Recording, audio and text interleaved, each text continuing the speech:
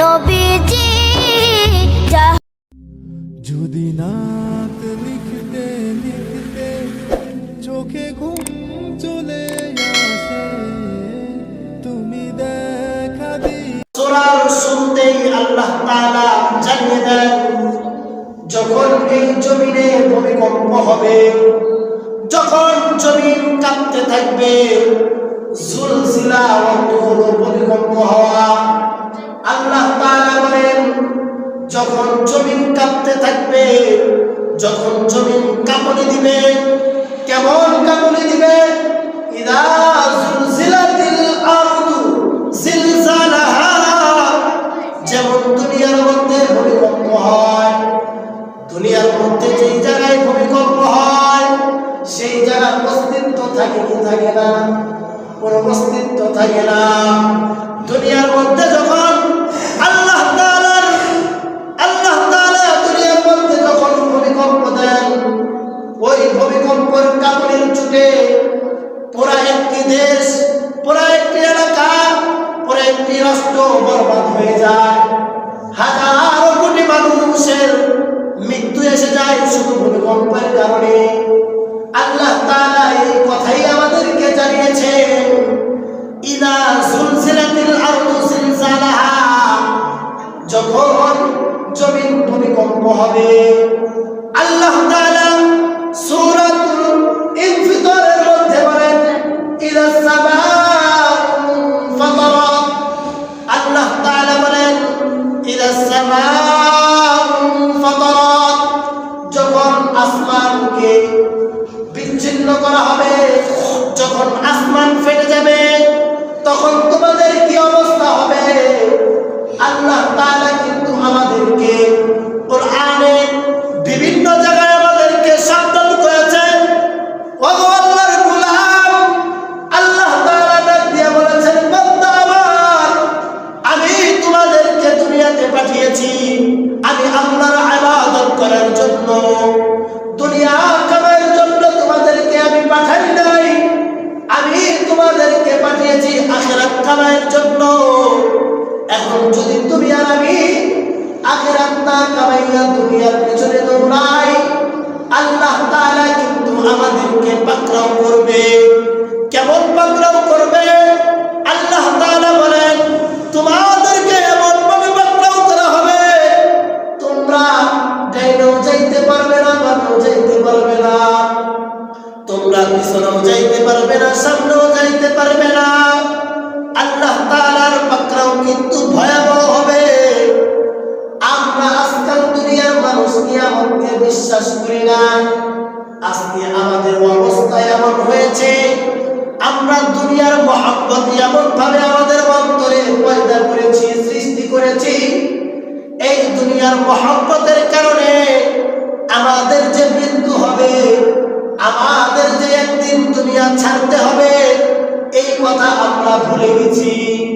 এই কথা স্মরণ করানোর জন্যই আল্লাহ তাআলা কোরআন পাঠিয়েছেন। ঈমানদারদেরকে, আল্লাহ তাআলার বান্দাগুলোদেরকে আল্লাহ তাআলা যেন আল্লাহ তাআলাকে যেন না ভুলে যায়, এই জন্যই আল্লাহ তাআলা যুগে যুগে নবী পয়গম্বর পাঠিয়েছেন।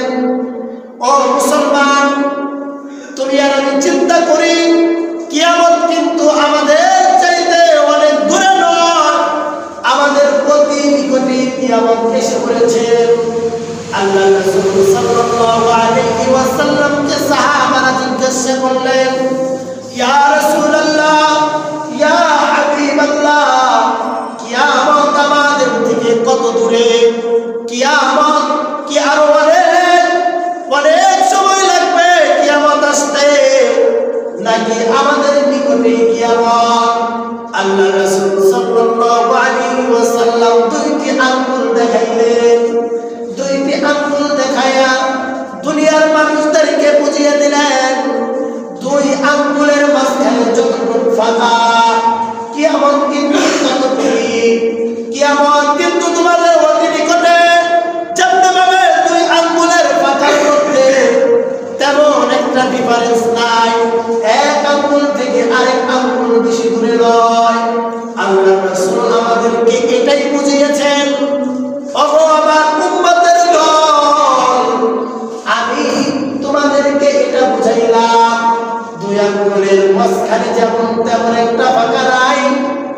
তেমন একটা দূরত্ব নাই তোমাদের মধ্যে থেকে আর কিয়ামতের মধ্যে কিন্তু তেমন একটা দূরত্ব নাই কিয়ামত কিন্তু অতি নিকটেই আল্লাহ রাসূল সাল্লাল্লাহু আলাইহি ওয়াসাল্লাম আমাদেরকে বললেন ও আমার উম্মত তোমরা কি মনে করো কিয়ামত অনেক দূরে তোমাদের চাইতে অনেক দূরে কিয়ামত তোমরা কি এটা মনে করো নাকি এটা কখনো মনে করিও না কিয়ামত কিন্তু অতি নিকটে কিয়ামত কিন্তু তোমাদের সামনে এসে পড়েছে আল্লাহ রাসূল সাল্লাল্লাহু আলাইহি ওয়াসাল্লাম আমাদেরকে শিক্ষা দিলেন ও উম্মত এখন তোমরা দুনিয়া ছাড়ো দুনিয়া ছেড়ে আখিরাত কামাই করতে আসো তোমরা যদি আখিরাত কামাই না করো তাহলে কিন্তু তোমাদের অবস্থা ভয়াবহ হবে এই জন্য মুসলমান আল্লাহর গোলাম আল্লাহ ডাকেন বান্দা আয় আমার কাছে আয় যখন কোনো বান্দা অন্যায় করতে যায় যখন কোনো বান্দা গুনাহের কাজে লিপ্ত হইতে যায় যেমনি ভাবে দুনিয়ার মধ্যে সন্তান যখন অন্যায় কোনো কাজে যায় দুনিয়ার মুরব্বীরা বাবা মা যেইভাবে ডাকে আয় বাজান আয় অন্যায় করতে চাইস না অন্যায় করিস না অন্যায় করা ভালো না তেমনি ভাবে আমার মালিকও কিন্তু আমাদেরকে ডাকে আমার মালিক আমাদেরকে ডাক দিয়া বলেন ইয়া আইয়ুহাল ইনসান ইয়া আইয়ুহাল ইনসান মা গররাকা বিরাব্বিকাল কারীম আল্লাহ তাআলা আমাদেরকে ডাক দিয়া বলেন ও মানব জাতি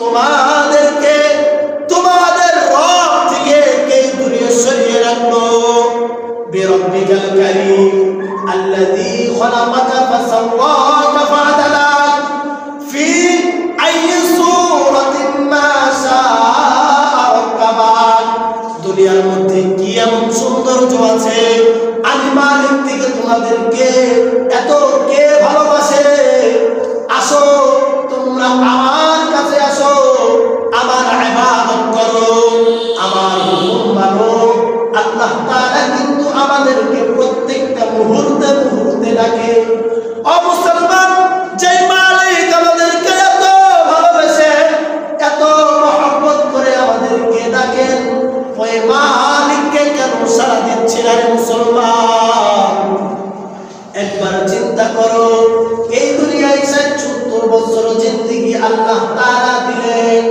70 বছর জিন্দেগির পরে কিন্তু আমরা আর থাকতে পারবো না আমরা যতই চেষ্টা করি যতই টাকা পয়সা খরচ করে ডাক্তার দেখাই না কেন যতই আধুনিক আমাদের জীবনে আসুক না কেন আমরা কিন্তু দুনিয়ায় কখনো থাকতে পারবো না ও মুসলমান আল্লাহর গোলাম অনেক ধনী দুনিয়াতে ছিলেন তারা বলেছিলেন আমার টাকার বিনিময় হলেও আমাকে এক মুহূর্তের জন্য দুনিয়াতে থাকার ব্যবস্থা করে দাও বেশি দূরে যাওয়া লাগবে না এই যে আমাদের কাবার খোলার মধ্যে বাবুল কোম্পানি তার ইতিহাস দেখুন তার মৃত্যুর সময় কেমন অবস্থা ছিলেন তার টাকা পয়সার কিন্তু অভাব নাই তিনি ডাক্তারকে বলেছিলেন ও ডাক্তার আমার জীবনে আমি যত সম্পদ কামিয়েছি তোমাকে অর্ধেক দিয়ে দিব তারপর তুমি আমাকে মৃত্যু থেকে বাঁচাও দুনিয়ার টাকা পয়সা দুনিয়ার ধন দৌলত দুনিয়ার সম্পদ কিন্তু বাবা টাকা পয়সা দিয়ে কিন্তু দুনিয়ায় থাকা যাবে না এই জন্য মুসলমান দুনিয়া থেকে একদিন বিদায় হইতে হবে দুনিয়া থেকে যখন বিদায় হইতে হবে কিয়ামতের ময়দান কেমন হবে ওই কিয়ামতের চিন্তা করো আজকে আমরা তো শুধু দুনিয়ার পিছনে এমন ভাবে দৌড়াই কিয়ামত যে আমাদের সামনে আছে এটা আমাদের কল্পনার বাহিরে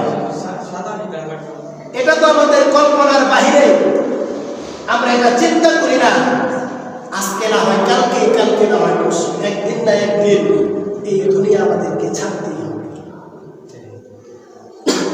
আর যখন কিয়ামত যখন কিয়ামত আসবে, আল্লাহ তাআলা এই জমিনকে এমনভাবে নাড়াচাড়া দিবে, এমনভাবে নাড়াচাড়া দিবে, দুনিয়ার সমস্ত জিনিস উল্টাপাল্টা হয়ে যাবে।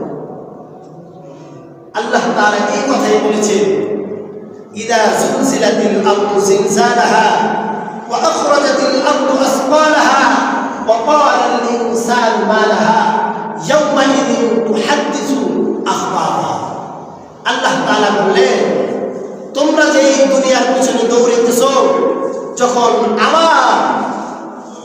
আমার কাছে তোমাদের আসার সময় হবে, তখন আমি দুনিয়াকে এমনভাবে উল্টায় পাল্টায় দিব, দুনিয়ার নিচে যত জিনিস আছে, দুনিয়ার নিচে যত সম্পদ আছে, আমরা যেই সম্পদের কারণে আমরা আল্লাহ তাআলাকে ভুলে আছি, যেই সম্পদের কারণে আমরা নবীর আদর্শকে মানি না, যেই টাকা পয়সা সম্পদ ধন দৌলতের কারণে আমরা আজকে আল্লাহ তাআলার হুকুম পালন করি না, ওই যখন আল্লাহ তাআলা ভূমিকম্প দিবেন, ইদা সুলসিলাতিল আরদু জিলজালাহা, যখন ভূমিকম্প হবে, জমিনের নিচে যত সম্পদ আছে সব উপরে উঠে যাবে, তখন মানুষগুলা ওই সম্পদগুলা দেখে আফসোস করতে থাকবে, আফসোস করতে থাকবে, এই সম্পদের জন্যই আমরা দুনিয়ার মধ্যে এমন করেছি, এই সম্পদের জন্যই আমরা আল্লাহ তাআলার হুকুম পালন করি না, এই সম্পদের জন্যই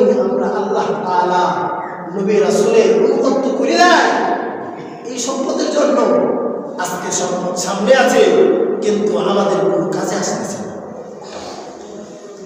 কিয়ামতে যখন ইসরাফিল আলাইহিস সালাতু ওয়াস সালাম প্রথম ফুৎকার দিবেন, তখন ওই ফুৎকারের সাথে দুনিয়া অদল বদল হয়ে যাবে, দুনিয়া চিহ্ন বিচ্ছিন্ন হয়ে যাবে, দুনিয়া থাকবে না। আল্লাহ তাআলা এই কথাই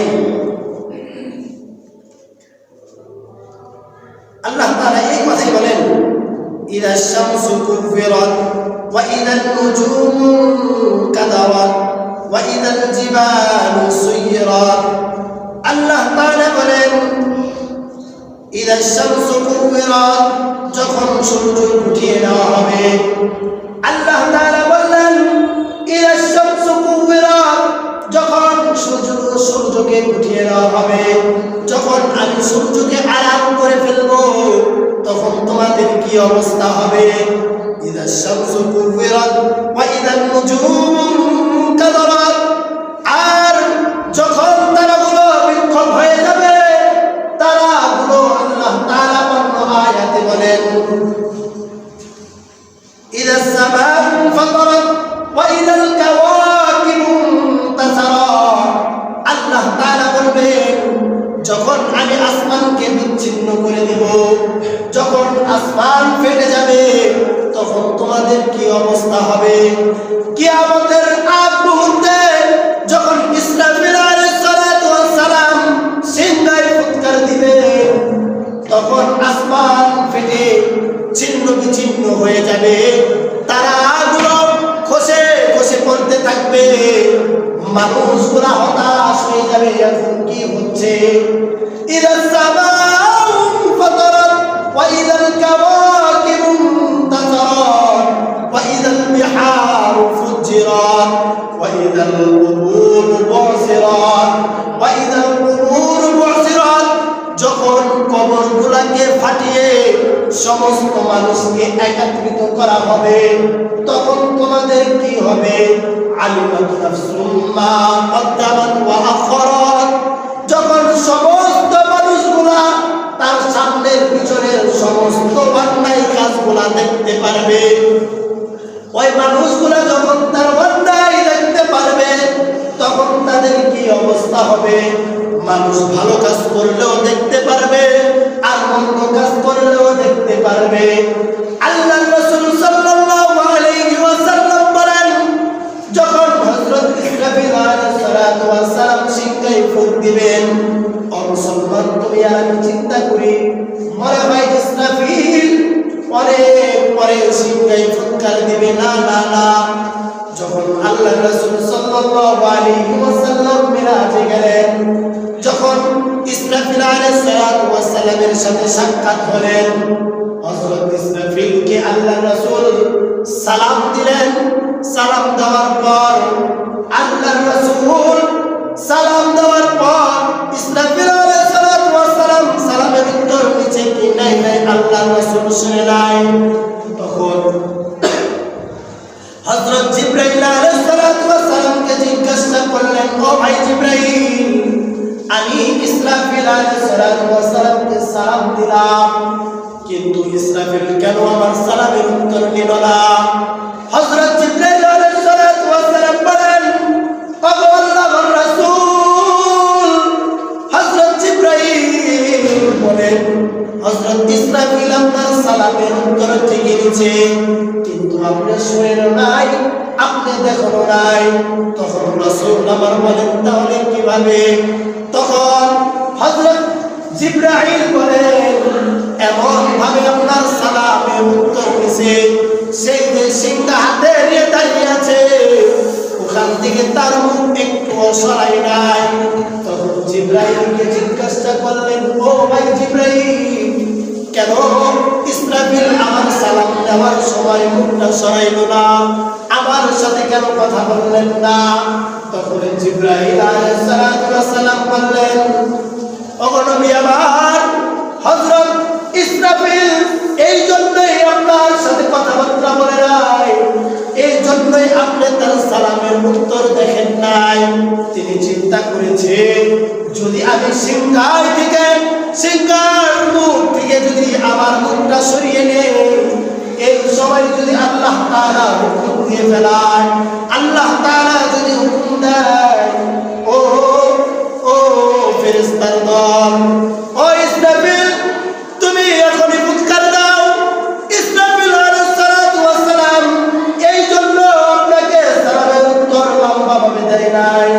আল্লাহ তাআলার হুকুমের যদি বিলম্ব হয়, মুসলমান চিন্তা করো, হযরত ইসরাফিল আলাইহিস সালাতু ওয়াস সালাম চিন্তায় আছে, কখন আল্লাহ তাআলার হুকুম হয়ে যাবে, কখন সিংহায় ফুঁক দিবেন, সেই চিন্তায় আছে।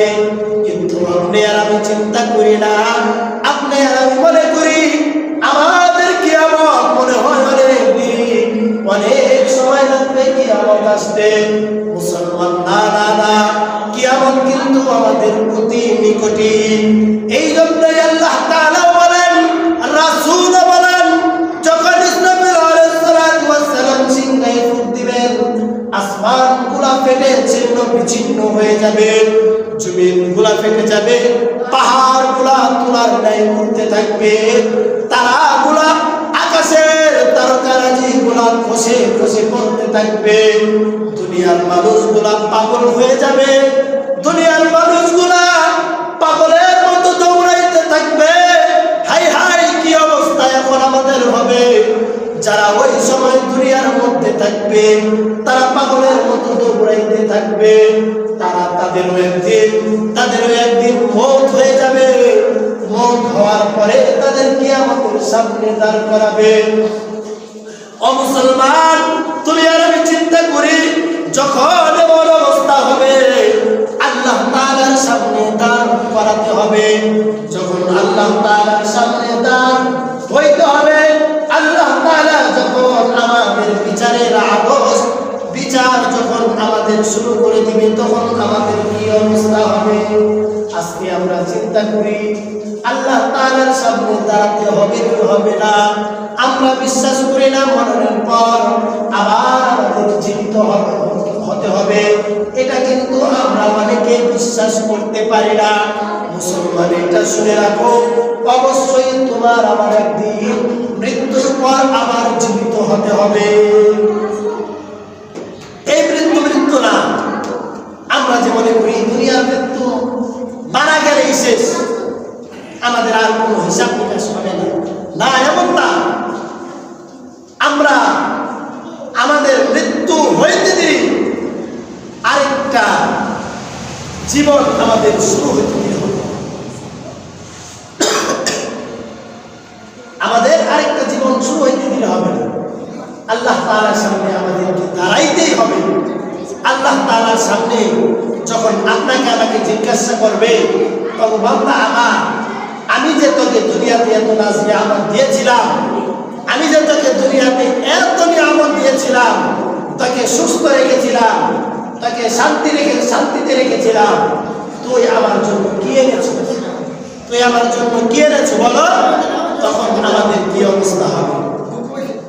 একদিন হযরত আয়েশা সিদ্দিকা রাদিয়াল্লাহু তাআলা আনহা আল্লাহ রাসূল সাল্লাল্লাহু আলাইহি ওয়াসাল্লাম কে বললেন, ও আল্লাহর রাসূল, মৃত্যুর পর কিয়ামতের সময় মানুষ কি আমাদেরকে চিনবে নাকি? আল্লাহর রাসূলকে জিজ্ঞাসা করলেন, ও রাসূল আমার, মৃত্যুর পর আপনি কি আপনার পরিবারকে চিনবেন নাকি? আয়েশা সিদ্দিকা রাদিয়াল্লাহু তাআলা আনহা কান্নায় জর্জরিত ছিলেন। আল্লাহর রাসূল বললেন, ও আয়েশা, শুধু আমি কেন, দুনিয়ার কোন মানুষ কিয়ামতের সময় তিন জায়গায় মানুষকে চিনবে না। আল্লাহর রাসূলকে জিজ্ঞাসা করলেন, ও রাসূল আমার, কোন কোন জায়গায় মানুষকে চিনবে না? আল্লাহর রাসূল বললেন, যখন মিজানের পাল্লার সামনে মানুষগুলা দাঁড়ায় যাবে, মিজানের পাল্লার সামনে যখন মানুষ দাঁড়াবে, আল্লাহর রাসূল বলেন, তখন মানুষ কেউ কাউকে চিনবে না। তখন সবাই যার যার চিন্তা সেই করবে। কেউ তার মাকে চিনবে না, কেউ বাবাকে চিনবে না, বাবা মা ছেলে সন্তানকে চিনবে না, ছেলে সন্তান বাবাকে চিনবে না। আল্লাহ রাসূল সাল্লাল্লাহু আলাইহি ওয়াসাল্লাম বলেন, যখন মিজানের পাল্লা শুরু হয়ে যাবে, যখন মিজানের পাল্লার মধ্যে যখন আল্লাহ তাআলা আমলনামা দিবেন, তখন কিন্তু কেউ কাউকে চিনবে না। আর আল্লাহ তাআলা কি বলেন? সূরা মাআরিজের 11, 12, 13 নম্বর আয়াতে আল্লাহ তাআলা বলেন, ইউবাসসিরুনাহুম ইয়াওয়াদ্দুল মুজরিমু লাউ ইয়াফতাদি মিন আযাবি ইয়াওমাইযিন বিবানিন, ইয়াওমাইযিন বিবানিন, ইউবাসসিরুনাহুম ইয়াওয়াদ্দুল মুজরিমু লাউ ইয়াফতাদি মিন আযাবি ইয়াওমাইযিন বিবানিন। আল্লাহ তাআলাকে গুনাহগার বান্দাগুলো ডাক দিয়া বলবেন, আল্লাহ গো, আমি যে অন্যায় করেছি, আমি তো জাহান্নামী হয়ে যাব, আমি জাহান্নামী হইতে চাই না। ওয়া সাহিবাতিহি ওয়া আখিহি ওয়া ফাসিলাতিহি আল্লাতী তুবি, আল্লাহ তুমি আমাকে জাহান্নামে দিও না। তাহলে কি করব? তাহলে আল্লাহ গো, আমার হিসাব নিকাশ ছাড়াই তুমি আমাকে জান্নাত দাও। কিসের বিনিময়ে দিব? ওই মুসলিম বান্দাগুলা, পাপী বান্দাগুলা বলবেন, ও আল্লাহ, আমার মা বাবাকে জাহান্নামে ফেলাইয়া, আমার সন্তান সন্ততিকে জাহান্নামে ফেলাইয়া, আমার আত্মীয় স্বজনকে সকলকে জাহান্নামে ফেলাইয়া, তাদের বিনিময়ে আমাকে তুমি জান্নাত দাও। মুসলমানের মধ্যে কত আল্লাহ তাআলা বলছেন, মিজানের পাল্লার সামনে যখন মুসলিম দাঁড়াবে, ইয়াউমাইযিন বিবানিন, তখন মানুষগুলা বলবেন, আমার আত্মীয় স্বজনের উসিলা করে সকলকে জাহান্নামে ফেলাইয়া আমাকে জান্নাতে দাও। মুসলমান কার জন্য দুনিয়া কামাও? কার জন্য দুনিয়ার এত মহব্বত? কার জন্য দুনিয়ার এত মায়া? আজকে মনে করো ছেলে সন্তান তোমার আমার কাছে আসবে, তুমি আজকে বললে কালকে আর কাছে আসবে না। দুনিয়াতে যতদিন আছো, তোমার মা বাবা, তোমার স্ত্রী স্বামী, তোমার ছেলে মেয়ে, তোমার আত্মীয় স্বজন কাজে আসবে। কিন্তু যখন কিয়ামত হয়ে যাবে, ওই দিন তোমার ছেলে তোমাকে বলবে, আমি বাবা মাকে চিনি না। আমি বাবা মা বলবে, আমার সন্তানাদিকে আমি চিনি না। তাদের বিনিময়ে আমাকে জান্নাত দাও। তাদের সকলকে জাহান্নামে ফেলাইয়া তাদের উসিলা করে আমাকে জান্নাত দাও। ও মুসলমান, এক জায়গায় গেল আল্লাহ রাসূল আয়েশা সিদ্দিকাকে বলতেছিলেন, ও আয়েশা, তিন জায়গায় মানুষকে চিনবে না। এক নম্বর যেই হলো, যখন মিজানের পাল্লার সামনে মানুষ দাঁড়ায় যাবে, তখন কেউ কাউকে চিনবে না। দ্বিতীয় নম্বর হলো কিয়ামতের ময়দানে যখন মানুষ দাঁড়াবে, সামনে বিচারের সম্মুখীন হবে। তখন বাবা সন্তানদেরকে চিনবে না, মা সন্তান সন্ততিকে চিনবে না, ছেলে মেয়ে মা বাবাকে চিনবে না, কেউ কাউকে চিনবে না। তখন যার জায়গা সেই করবে। 3 নম্বর জায়গা হলো যখন পুলসিরাতে পার করা হবে। আল্লাহ রাসূল সাল্লাল্লাহু আলাইহি ওয়াসাল্লাম বলেন, যখন আল্লাহ তাআলা বলবেন ওগো বান্দা তুমি পুলসিরাত পার হও, তখন আল্লাহ রাসূল বলবেন যখন বান্দাগুলা পুলসিরাত পার হবে কেউ কাউকে চিনবে না, সন্তানগুলা বাবা মাকে চিনবে না, বাবা মা গুলা সন্তানকে চিনবে না, স্বামীগুলা স্ত্রীদেরকে চিনবে না, স্ত্রীগুলা স্বামীদেরকে চিনবে না, শুধু যার যার নাফসি সেই করতে থাকবে। ও মুসলমান, এই জন্য তোমাদেরকে বলে যায় দুনিয়ার মায়া কিন্তু বেশি দিন থাকবে না। দুনিয়াতে থাকার জায়গা নয়, দুনিয়াতে থাকতে পারবে না। যার জন্য তুমি দুনিয়াতে কামাও, দুনিয়া কামাও, যার জন্য তুমি দুনিয়া কামাও, সেই তোমাকে বলবে আল্লাহ গো তার বিনিময়ে আমাকে জান্নাত দাও, তাকে জাহান্নামে ফালাও, আমাকে জান্নাত দাও। মুসলমান চিন্তা করো, কার জন্য এত মায়া, কার জন্য এত মায়া দেখাও, কার জন্য দুনিয়ার পিছনে দৌড়াও? আসো মুসলমান, আল্লাহ তাআলার দিকে আসো, আল্লাহ তাআলার গোলামি করো, আল্লাহ তাআলার অনুগত করো, রাসূলের তরিকা মতো চলো। তাহলে ওই মিজানের পাল্লার মধ্যে কিয়ামতে আল্লাহ তাআলার সামনে এবং পুলসিরাত পার হওয়ার সময় তোমার কারো চিন্তা করতে হবে না, তোমার কারো আশায় দাঁড়িয়ে থাকতে হবে না। মুসলমান আসো, আল্লাহ তাআলার দিকে আসো। চিন্তা করেন তো, আল্লাহ তাআলা বললেন, এই যে কোরআনের আয়াত সূরা মাআরিজ 13, 11, 12, 13 তাফসীরগুলো পড়ে দেখি মানুষ মিজানের পাল্লার সামনে দাঁড়াইয়া এবং কিয়ামতের সামনে দাঁড়িয়ে এবং পুলসিরাতের সামনে দাঁড়িয়ে আল্লাহ তাআলাকে বলবেন, যখন মানুষ জাহান্নামী হয়ে যাবে তখন আল্লাহ তাআলাকে বলবেন আল্লাহ তুমি আমাকে জাহান্নাম থেকে জান্নাতে দাও। আল্লাহ তাআলা বলবেন আমি যে তোমাদেরকে জান্নাত দিব কিসের বিনিময়ে দিব? তোমার তো তেমন ভালো কোনো নেক আমল নাই, কিসের বিনিময়ে দিব? তখন তারা বলবেন ওয়া সাহিবাতিহি ওয়া আখি ওয়া ফাসিলাতিহি আল্লাতী তুকফি, আমাদের বাবা মাকে জাহান্নামে ফালাইয়া, আমাদের সন্তানাদিদেরকে জাহান্নামে ফালাইয়া, আমাদের আত্মীয় স্বজনদেরকে জাহান্নামে ফালাইয়া তাদের উসিলা করে আমাকে জান্নাত দাও। চিন্তা করেন তো, আজকে কিয়ামতের কথা বাদ দিলাম, দুনিয়ার মধ্যে দেখেন তো ভাই ভাইয়ের জন্য যখন স্বার্থে টান করে ভাই ভাইকে চিনে না, ভাই ভাইকে চিনে না। আপনার স্বার্থে যখন টান পড়বে, স্বার্থের জন্য ভাইকে খুন করতে ভাইয়ের দ্বিধা লাগে, ভাইয়ের অন্তরে মায়া লাগে না ভাইকে খুন করতে। আজকে আমরা তো ভাই ভাই স্বার্থের জন্য, সাধারণ দুনিয়ার জায়গা জমিনের জন্য, দুনিয়ার সম্পদের জন্য ভাই ভাইকে খুন করতে পারি। দুনিয়ার মধ্যে যদি এমন করতে পারি তাহলে চিন্তা করেন ওই দিন, যেই দিন আপনার ভাই আপনাকে চিনবে না, ওই দিন যেই দিন আপনার আমল ছাড়া আপনার কোনো গতি থাকবে না, ওই দিন আপনার ভাই আপনাকে কেন বলবে না আল্লাহ আমার ভাইকে জাহান্নামে ফেলায় আমাকে জান্নাত দাও? আপনার ছেলে সন্তান, আজকে তো আমরা আমাদের ছেলে সন্তানদেরকে দুনিয়ার সব চিনাইছি কিন্তু আল্লাহকে চিনাই নাই।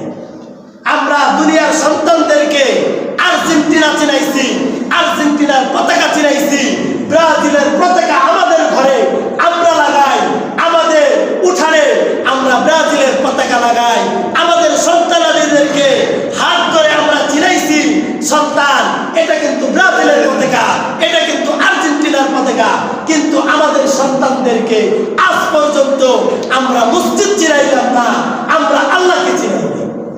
মুসলমান চিন্তা করো, আজকে তুমি যে তোমার সন্তানাদিদেরকে দুনিয়ার সব চিনাও, দুনিয়ায় কিভাবে চলতে হবে এটা চিনাও, এটা বুঝাও, কিন্তু আল্লাহ তাআলার সামনে কি নিয়ে দাঁড়াবে এটা তো চিনাও না, কোরআন হাদিস তো চিনাও না। তুমি কেমন বাপ, তোমার সন্তান তোমার দুনিয়ার সামনে তোমার সন্তান আঘাত পেলে তোমার কষ্ট লাগে, কিন্তু এই চিন্তা করলা না এই দুনিয়ার আঘাত তো আঘাত না, দুনিয়ার কষ্ট তো কষ্ট না, দুনিয়ার পরে একটা কষ্ট আছে, ওই কষ্ট আমার সন্তান কিভাবে সহ্য করবে। এটা তো চিন্তা করো না সন্তানের জন্য, শুধু দুনিয়ারটা চিন্তা করো। শুধু দুনিয়ারটা চিন্তা করলে হবে না মুসলমান, আখেরাতেরটা চিন্তা করো। যে মানুষ আখেরাতেরটা চিন্তা করতে পারে সেই সফল কাম হয়ে যাবে। এই জন্য আপনাদের কাছে আরজ করি, আমরা যারা নামাজ পড়তে আসি, শুধু আমরা নামাজ পড়লাম তা না, আমাদের ছেলে মেয়ে, আমাদের